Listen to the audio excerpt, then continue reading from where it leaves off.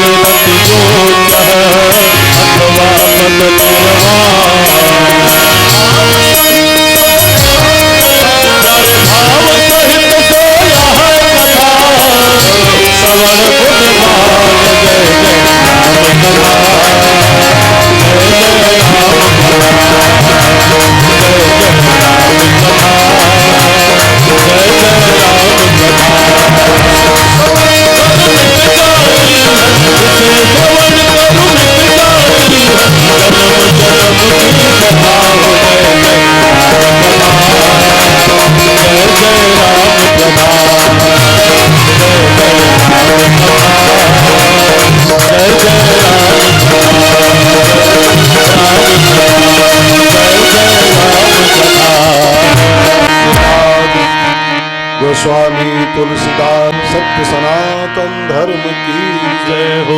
ओम नमः पार्वती पतये हर हर महादेव। दलपत विष्णुपुर की पावन धरती पर दूसरी बार हम लोग मिल रहे हैं और पहली बार जब आए थे तो भूकंप के साथ राम भागवत कथा हम लोग लेके आए थे। इस बार राम कथा का गान किया जा रहा है और आज इस कथा का छठा दिन है। यजमान परिवार के सब लोग अभय भैया इस कथा में सहयोग कर रहे तथा तन मन धन से लगे हुए हमारे जयलाल जी, नवल जी, मनीष कुमार, हमारे मेहमान अकिंदर भैया और गांव के तमाम लोग जिनके द्वारे पर एक कथा हो रही है। हमारे बाबू जी जो तन मन धन से लगे हैं, भैया फौजी हमारा कल से पूरा मोर्चा संभाले हैं। तो सभी की सेवाओं को नमन करते हुए, सभी के सहयोग को प्रणाम करते हुए और आज मधुबन से हमारी पूरी टीम पधारी है। सब महापुरुष अभी विशाल भागवत कथा, भागवत हुई थी ना मधुबन, भागवत हुई थी, हम लोग आए थे और दुबहा में तो राम कथा हुई थी ना। तो सभी का स्वागत करते हुए आज हमारे बीच में गायत्री बहन है, बहुत सुंदर कथावाचिका। और हम लोग मिले थे 5 साल पहले किसी मंच पर। हो जाओगे कि हमारा परिश्रम सफल हो गया। ऐसे जो हम भक्ति करते हैं, पूजा करते हैं, पाठ करते हैं, दान पुण्य करते हैं, ये सब अपनी अपनी सीता है, अपनी भक्ति अपनी सीता है। और जिसकी भक्ति को भगवान कबूल कर ले कि आपकी भक्ति मुझे कबूल है, वो आदमी कृतकृत्य हो जाता है। और जब तक हमारी सीता को राम जी कबूल न करें तब तक हमारा सब किया कराया जैसे बेकार जैसा हो जाता है। तो जनक जी ने जब अपनी सीता को राम के हवाले कर दिया और राम ने उसको कबूल कर लिया सीता जी को, तो जनक जी को लगा अब मैं धन्य हो गया। तो मैं भी आपसे विनती करूं कि राम कथा सुनते सुनते आप भी प्रयास करना कि 18 तारीख आते आते आपकी भी सीता राम को ब्याह जाए। जिसकी जिसकी सीता राम जी को ब्याह जाएगी। पंडाल लगे हैं, डीजे बुके है, बस खाली भौरी डालना है सिर्फ, बस भंडारा है 18 तारीख को है, करना कुछ नहीं है, सब फ्री मिलेगा आपको। पंडाल फ्री, साउंड फ्री, भंडारा फ्री, बस खाली अपने अपने सीता को राम को ब्याह दो इसी पंडाल में। लेकिन कुछ बहुत कठिन सिद्धांत आपको सुनने पड़ेंगे 2-3। सीताराम की शादी के पहले 4 घटनाएं घटी थी। समझ के सुनने जैसी कथा है। और आगे बैठे लोग डिस्टर्ब न किया करो, जो आगे बैठा करो बिल्कुल शांत बैठा करो, नहीं तो पीछे बैठने का अभ्यास करो। आगे की लाइन बिल्कुल शांत होनी चाहिए, 2-3 लाइनें। आगे खुराफाती कोई काम नहीं, खुराफाती से पीछे जाए।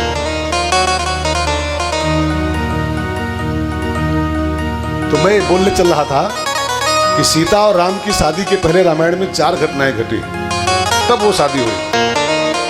वो 4 घटनाएं कौन कौन सी कल आप सुन चुके हो। मैं केवल एक बार सूत्रात्मक बातें कर लूं आपके साथ, सिद्धांतात्मक बातें, थोड़ा समझ के सुनना। पहली घटना घटी थी कल कथा में ताड़का जी का उद्धार। दूसरी घटना घटी अहिल्या का उद्धार। तीसरी घटना घटी शंकर जी के धनुष का भंजन। और चौथी घटना घटी थी परशुराम जी के पास जो विष्णु धनुष था, राम रमापति करधन लेहु, और विष्णु धनुष जो परशुराम जी के पास था वो राम के हाथों में चला गया। अभी चारों घटनाएं खाली घटनाएं नहीं है, ये चारों तत्व हैं, चारों सूत्र हैं। और जब तक ये चार काम नहीं कर पाओगे, ताड़का का उद्धार, अहिल्या का उद्धार, शिव धनुष का भंजन और विष्णु धनुष का राम में लग जाना, तब तक आपकी सीता राम को नहीं ब्याही जाएगी। और जब तक आपकी सीता को राम नहीं ब्याहेंगे तब तक आपका सब किया कराया बेकार। चाहे चार धाम कर लो, चाहे कितने माला कर लो, चाहे कितनी पूजा कर लो, जब वो कबूले नहीं सब बेकार। जब वो कबूले नहीं कर रहा है सब बेकार हो गए। ये चार काम वैज्ञानिक अर्थों में क्या है, कथा कहानी तो ये है वो, लेकिन इन चारों घटनाओं का एक बहुत वैज्ञानिक विश्लेषण है, इसको बहुत ध्यान देकर समझना पड़ेगा। पहली घटना घटी थी ताड़का का उद्धार, और ताड़का का संबंध हमारे मन से होता है। ताड़का माने होता है दुरासा। तुलसीदास ने लिखा है ताड़का दुरासा। दुरासा माने मन में बैठी हुई जो गंदी गंदी वासनाएं हैं, दुरासाएं, यही ताड़काएं हैं। अथवा दुरासा माने होता है राम जी को छोड़ के दूसरों से आशा करना। आशा एक राम जी से, दूजी आशा छोड़ दे, और नाता एक राम जी से दूजा नाता तोड़ दे।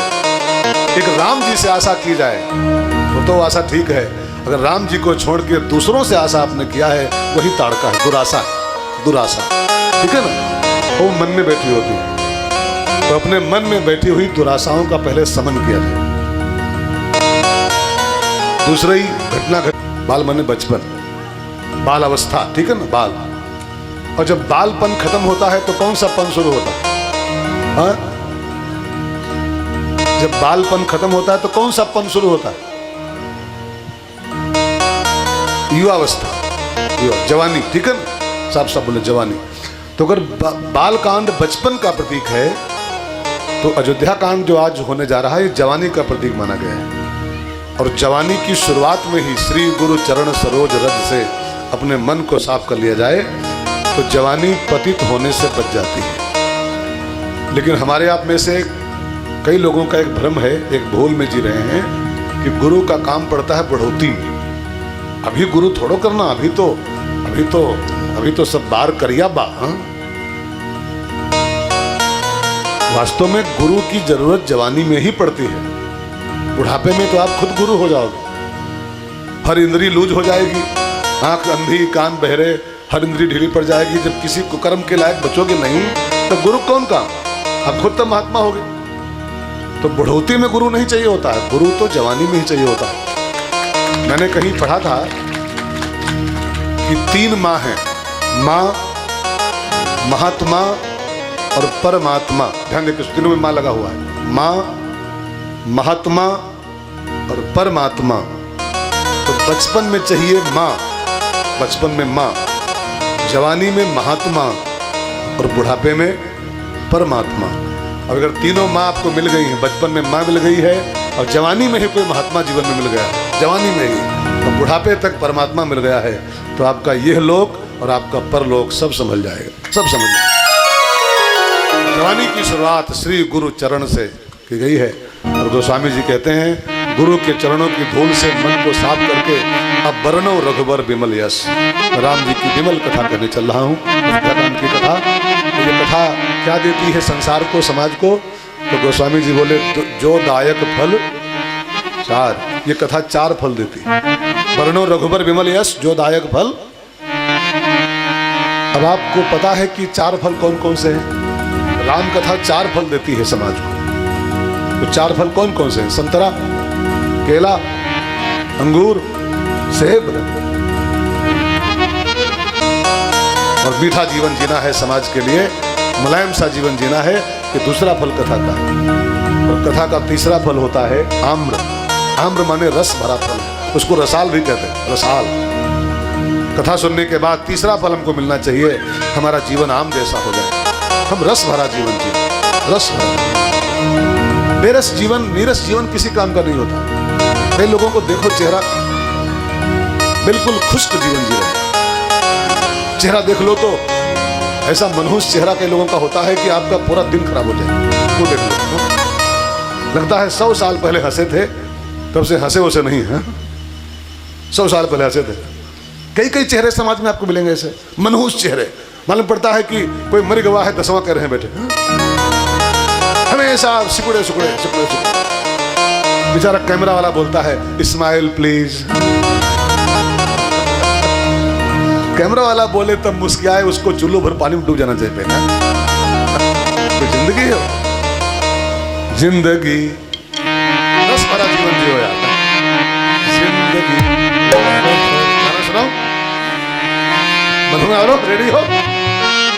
जिंदगी कल क्या हो इसमें जाना, सुहाना कल क्या हो इसमें जाना।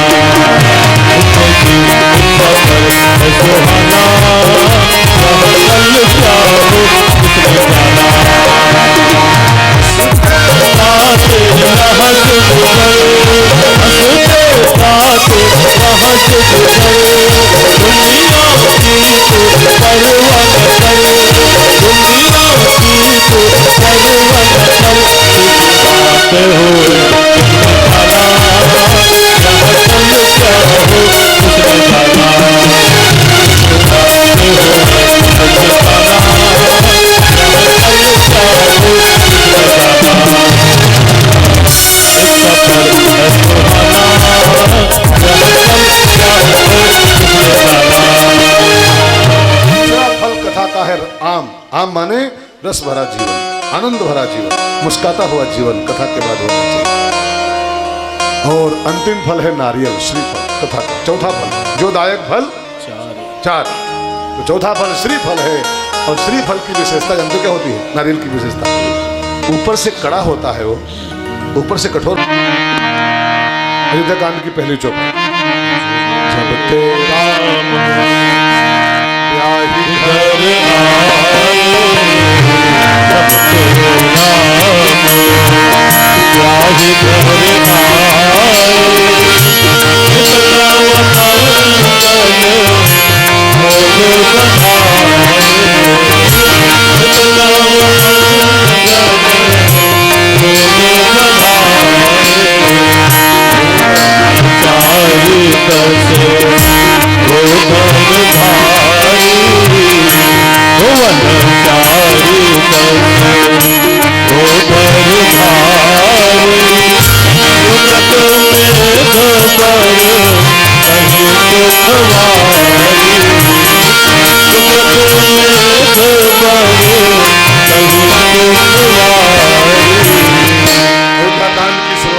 टॉपिक से हुई है, इसी चौपाई से। गोस्वामी जी कहते हैं जब ते राम ब्याह घर आए, तो उनको लगा ये सफेद बाल मुझसे मानो कह रहे हैं कि राजन अब तुम बुढ़े हो रहे हो, मन हो जरठपन, तुमको बुढ़ापा आ गया है और तुम्हारा राम अब सक्षम हो गया, मैच्योर हो गया, गद्दी राम को सौंप दो, युवराज राम को देहू और जीवन जन्म लाहु किन लेहू। जीते जी जन्म का लाभ ले लो, जीते जी मौत आने के पहले जो मानव जीवन मिला है इसका लाभ ले लो। अच्छा आपको एक बात मैं पूछूं, इस जीवन का सबसे बड़ा लाभ क्या है? मानव जीवन फैक्ट्री, नौकरी, छोकरी, इस मानव जीवन का सबसे बड़ा लाभ क्या हो सकता है? तो गोस्वामी जी मानस में कहते हैं लाभ न किछु हरि भगति समान। भगवान के भजन से बढ़कर के इस मानव जीवन का कोई लाभ नहीं। आपके 4 फैक्ट्री हो जाए, आपके 60 बीघा जमीन हो जाए, आपके लड़के IAS PCS कर जाए, आपकी बहू DM बन जाए, ये कोई लाभ नहीं, सब सपना है, सब सपना। लड़का PCS IAS कर भी लिया तो क्या खाक कर लिया? क्या वो सपना है? सब शंकर जी कह रहे हैं जगत सब सपना, अपना खाली भजन है बस, सत्य हरि भजन, और वही जीवन का परम लाभ है। तो पके बाल मानो यही कह रहे हैं महाराज जी से, राजन गद्दी राम को सौंप दो और जीवन माने मौत के पहले पहले जन्म लाभ किल लेहू, भजन का लाभ ले लो, जीवन का फायदा उठा लो, जिसके लिए संसार में आए हो काम कर लो।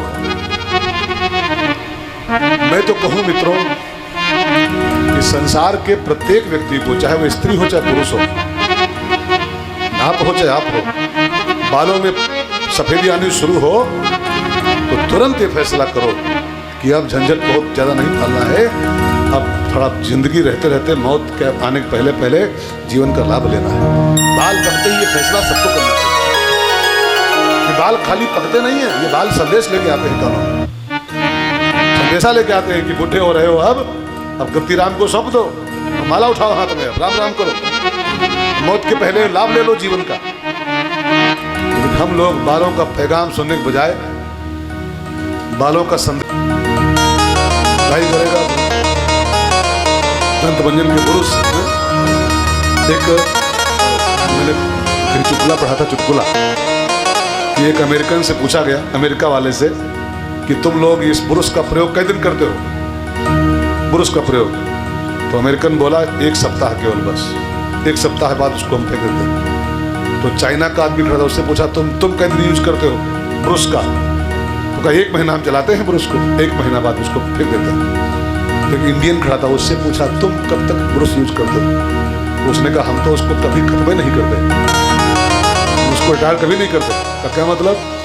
जब तक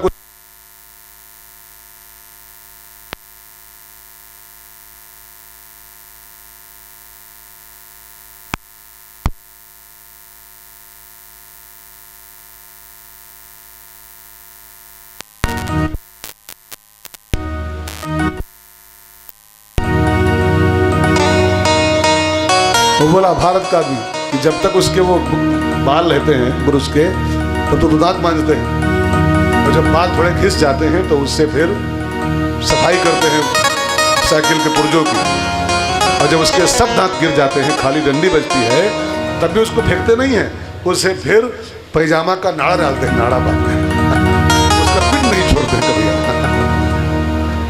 और वास्तव में आप कभी देखना अपने घरों में, वचनबद्ध थे 2 वरदान, और मेरी माँ ने मांग लिए हैं, भरत को गद्दी और राम को जंगल। तो राम जी तुरंत तैयार हो गए चलने के लिए। और कोई बेटा होता तो पहले हाई कोर्ट जाता।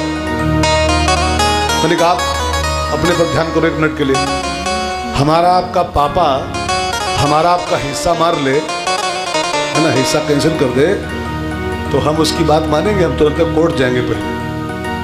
ये हमारा अधिकार है, हमारा हक बनता है, हम नहीं छोड़ने वाले हैं। लेकिन राम जी कोर्ट नहीं गए, राम जी सीधे जंगल चले। मेरे पिताजी का वरदान है और मेरी माँ की इच्छा है तो मैं जंगल जाऊंगा। और जब राम जी चल दिए तो सीता कहाँ रुकने वाली? सीता तो उनकी परछाई है। सूरज कब दूर, गाना सुने? सूरज कब दूर गगन से, चंदा कब दूर से, खुशबू कब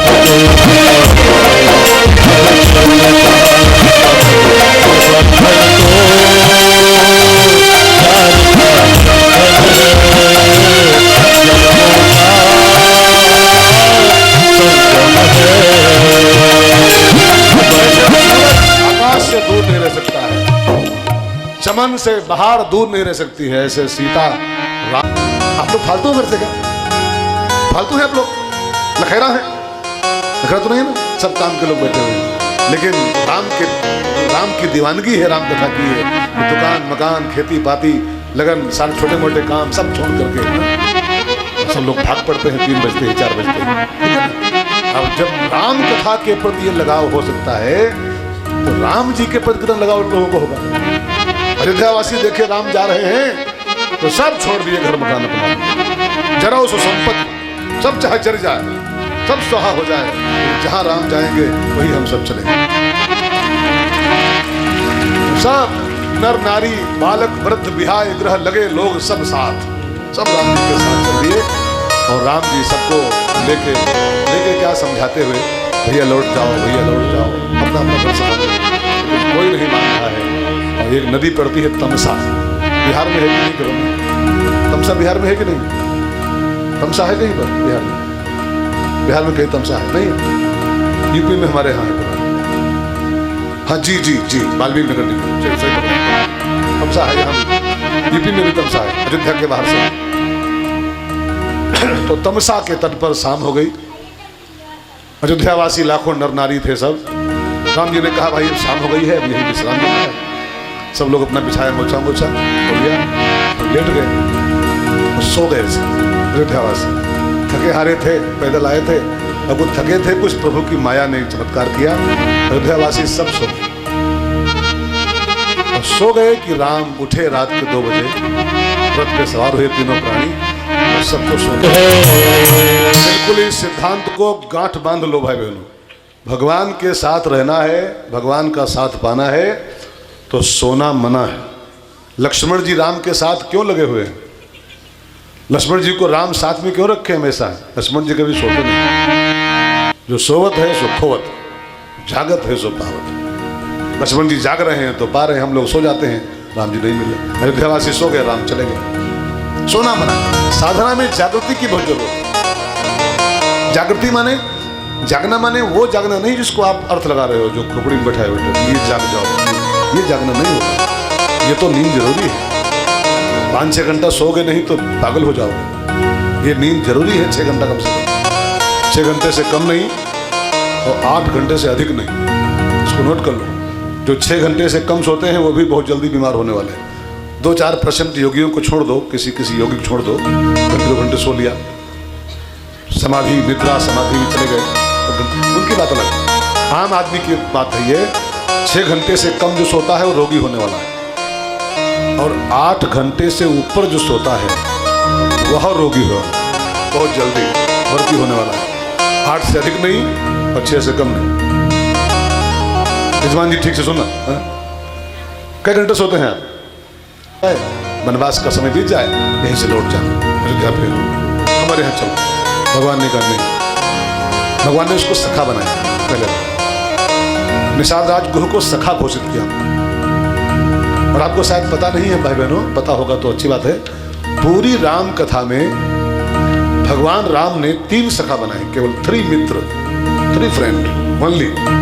उनके भक्त बहुत हैं, प्रेमी बहुत हैं, सेवक बहुत राम जी के हैं, उनके सहयोगी बहुत हैं, उनके साथी मित्र बहुत हैं, साथी बहुत, लेकिन मित्र राम जी के केवल 3 ही, जिनको राम ने घोषित किया है तुम मेरे मित्र हो। कौन कौन बताओ?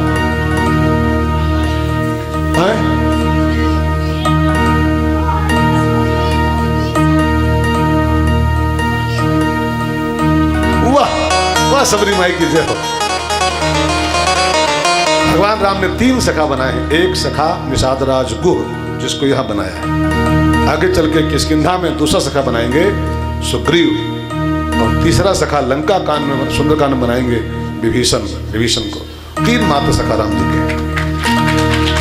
तो पहला सखा निषाद राज गुह को घोषित किया, सबसे छोटा निचला स्तर का आदमी है। एक बात कहूं, जरा ध्यान देकर सुनिएगा। राम कथा में जितने बड़े लोग हैं, महान लोग, वे सब राम जी के पास आए हैं, और जितने छोटे लोग रामायण के हैं उनके पास राम खुद चल के गए। अब पूरे विश्वामित्र महामुनि ज्ञानी, उनके पास राम जी कब गए? जितने महान निषाद राज गुह के गांव के बाहर गंगा जी के तट पर सवेरा हुआ, बरगद के दूध से सिर में जटाएं बनाई राम जी ने। तापस वेश है ना, बाबा का वेश है, मुनि वेश राम जी का अब है, और मुनि वेश में सिर पर जटाएं होनी चाहिए। जटाएं हो या तो फिर बाबा जो हो, संत जो हो, उसको 2 ही काम करने चाहिए, या तो जटा रखे या तो फिर मुंडा बनो, मुड़वावे से 2 ही काम करने चाहिए। शैम्पू और कंघा बाबा ढूंढे तो बाबा को धिक्कार। हम जब पहुंचते हैं तो कहते हैं बेटा कंघा काम को मेरे पास नहीं है। कंघा कौन काम है? हफ्ते में 2 दिन तो मुड़वाते हैं मुंडा, 2 दिन हफ्ते में। न शैम्पू काम, न 1 बूंद तेल खरीद लगता है, 1 बूंद तेल। हमारी सीसी आज तक खत्म नहीं हो पाई, जो सीसी हमको मिलती है तेल की, आज तक 20 साल का रिकॉर्ड है मेरे पास। इतनी बड़ी सीसी में कभी खत्म नहीं कर पाता। 1 बूंद लिया बस मुंडम चुपड़ा, काम खत्म। तो संत और शैम्पू कॉम्बिनेशन नहीं बैठ रहा है, संत और कंघा जमता नहीं।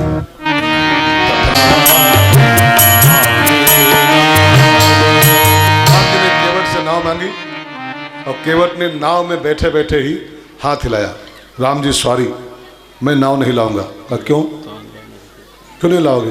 तो उसने कहा मैं तुम्हारा एक मरम जानता हूं। तो राम जी को पूरा सन्न हो गए। राम जी, मेरा मरम 4 वेद नहीं जानते, मेरा मरम बड़े बड़े महात्मा नहीं जानते। मरम माने, मरम मीन्स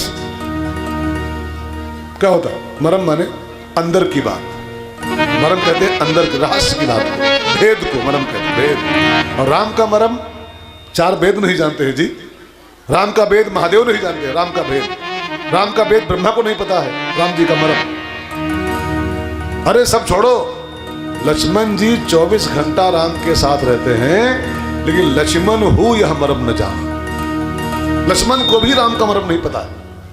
और ये केवट पढ़ा दो अक्षर नहीं है और मिला कबहू नहीं है राम जी को। पहली मुलाकात हो रही है और पहली मुलाकात में कितना बड़ा वाक्य बोल रहा है, तुम्हारा मरम मैं जाना, तुम्हारा मरम मैं जानता हूं। राम जी एक बार तो सनसनाए, मेरा मरम तो कैसे जानता है? फिर पूछा धीरे से, क्या मरम जानते हो बेटा, मेरा कौन सा मरम जानते हो तुम? तो उसने कहा, चरण कमल रज कहूं सब कहई, मानुष छुअत शिला भई नारी सुहाई, मैंने सुना है कि आपके चरणों की धूल में कुछ ऐसी जड़ी है, ऐसी बूटी है कि पत्थर में छू जाए तो पत्थर नारी बन जाता है। आप जनकपुर जा रहे थे, एक पत्थरा पड़ा था, रास्ते में आपने उसको अपना पांव छुआ दिया और आपके पांव का टच पाते ही वो पत्थर नारी बन गया था। तो महाराज नाव तो लकड़ी की है, जब आपके चरणों की धूल पत्थर से नारी बना सकती है तो नाव तो लकड़ी की है, और लकड़ी तो पत्थर से बहुत मुलायम होती है। मैं आपको नाव में बैठा लूं और नाव में पांव धरते ही ये नारी बन जाए, नाव पांव लगते ही, तो एक नारी तो पहले से घर पे है और सेकंड मैडम ये हो जाएगी, तो दो मैडम वालों का क्या हाल होता है मैं जानता हूं ठीक से।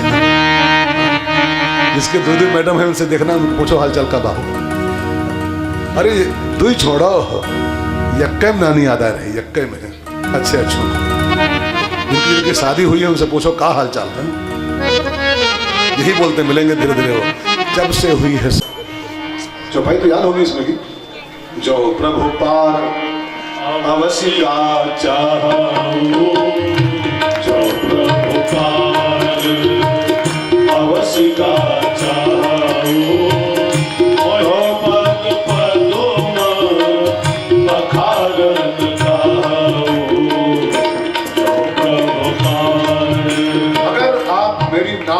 पार जाना चाहते हो तो मुझसे कहो कि मैं आपके पांव धो लूं, धूल साफ कर दूं पैरों की, खतरा धोली इस बार धूल साफ कर लूं तो मैं बिठा सकता हूं ना, लेकिन आपको कहना पड़ेगा, हमारी गर्ज नहीं है।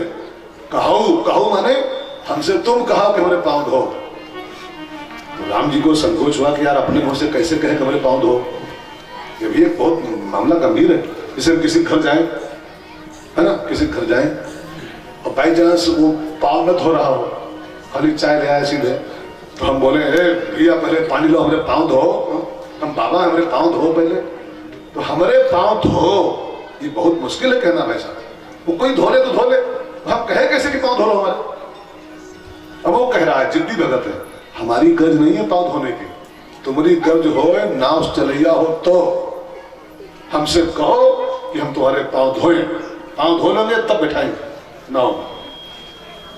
तो राम जी बेचारे संकोच में अब साफ साफ तो नहीं बोल पाए कि पांव धो, लेकिन बंद बंद शब्दों में कहा, कृपा सिंधु बोले मुस्काई, कृपा सिंधु बोले मुस्काई, सोई करू जेहि तव नाव न जाई,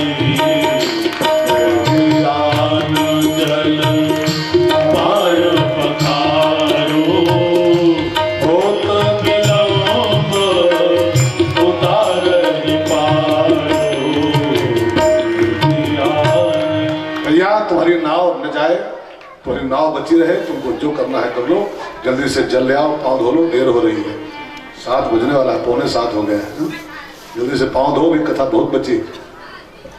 बेज्ञान जल, जल्दी से पानी लाओ, जल लाओ और पानी पखारो, मेरे पाँव धो लो और पार करो, हमको देर हो रही।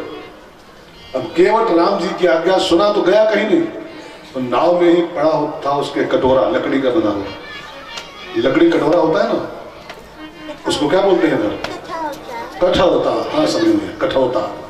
वो नाव में पड़ा रहता है, मल्लाहों की नाव में, जो नाव में पानी भरता तो उससे उसको उलझते हैं, पानी को बाहर करते हैं, वही पड़ा था। मैं झट से वही गंगा जी में बोर लिया और लाया राम जी के पास, रखा चरणों के पास। ठाकुर जी दोनों पांव रखो इसमें, रोते पानी कठौता भर ले आवा, राम जी के पैरों के पास रखा, दोनों पांव रखो इसमें। तो राम जी ने कहा दोनों पांव नहीं आएंगे यार, छोटा सा कटोरा इसमें दोनों पांव कैसे आएंगे? एक पांव रखो, एक पांव धो पहले, फिर दूसरा धोना, इतना बड़ा तो कटोरा है। तो केवट ने कहा एक पांव धोएंगे तो समस्या बनी रहेगी, वैसा एक पांव धोएंगे उसको बाहर रखोगे धूल लग जाएगी, अब खतरा धुलिए इस बात का। दोनों पांव रखना पड़ेगा। तो राम जी बेचारे लगा कि कैसे पांव रखे, अब कहा ये कैसे रखे तुम जानो।